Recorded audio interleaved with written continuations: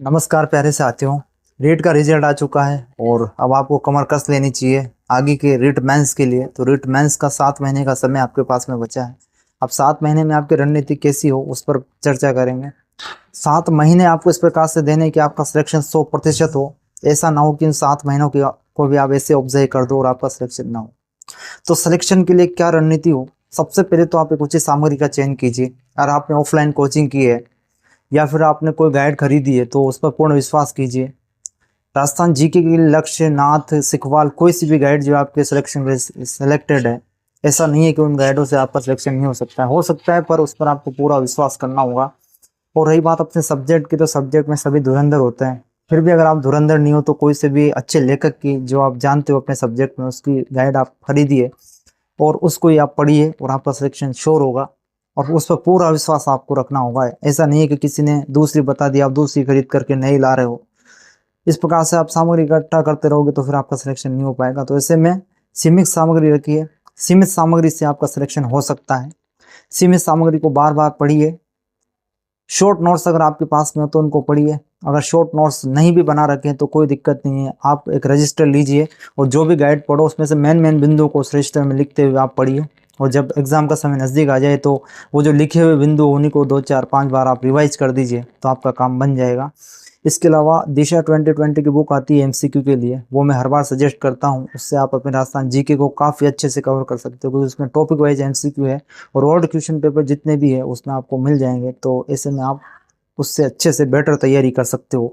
ये आपकी रणनीति हो। इसके अलावा जब आपका सिलेबस पूर्ण रूप से हो जाए तो आपको क्या करना है कि पुराने जो पेपर्स है उनको आप देखिए और उनको हल कीजिए। इसके अलावा सैम्पल पेपर की एक बुक लीजिए और उसको सोल्व कीजिए और ये भी देखिए कि आपको कितना समय लग रहा है। और पूरे सिलेबस पर आधारित आपको टेस्ट देने की आवश्यकता अंत में रहती है।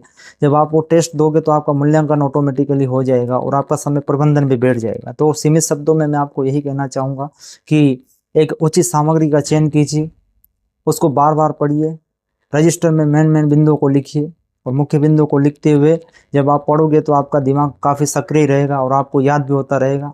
जब आप ऐसे लिख लोगे तो जब आपका एग्ज़ाम का समय नज़दीक होगा, जैसे 1 2 महीने ही बचेंगे, तो आप उसको बार बार रिवाइज कीजिए और अपने गाइड में से अंडरलाइन करते हुए आप पढ़िए। तो अंडरलाइन वाली चीज़ों को भी आप रिवाइज कर लेना। रिवाइज में इतना समय नहीं लगता है, फर्स्ट बार में आपको समय लगेगा बट लास्ट में जब आप तैयारी रिवाइज करोगे तो रिवाइज में आपको समय नहीं लगेगा। तो मेरा कहना यही रहेगा, रिवाइज कीजिए।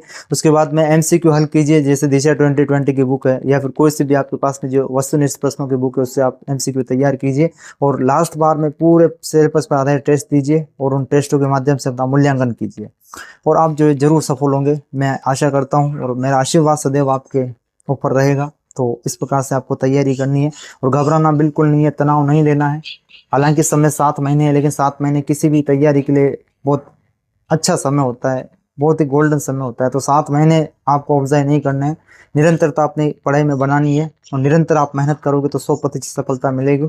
निरंतरता बिल्कुल नहीं छोड़नी है। नेगेटिविटी बिल्कुल अपने माइंड में नहीं होनी चाहिए। कोई भी मित्र आपसे कह दे कि यार ये समय कम है, ये गाइड खराब है, इससे मत पढ़, दूसरी गाइड खरीद ले, ऐसा कर ले वैसा कर ले, किसी की भी बातों में नहीं आना है।